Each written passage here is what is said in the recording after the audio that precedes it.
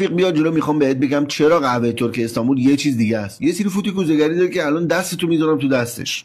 اول از همه پودر قهوه باید اونقدر نرم باشه که عین آرد باشه، یه دونه گلوله هم نباشه توش. دوم اینکه آب باید یخ باشه، از اونایی که دندون آدمو میزنه. بذار هر نفر 2 قاشق مرباخوری قهوه و یه فنجون آب سرد. حالا گوش کن به اولین فوتی کوزه‌گری. یه قاشق کوچولو شکر بزن، اما نه برای اینکه شیرین بشه. بذار آخرش بهت بگن قضیه چیه. بعدش حسابی همش بزن تا قهوه کاملا توی آب حل بشه. حالا بذار رو گاز، فقط 30 ثانیه اول بازم همش بزن. میخوام مطمئن بشی که دیگه هیچ گلوله‌ای نمونده.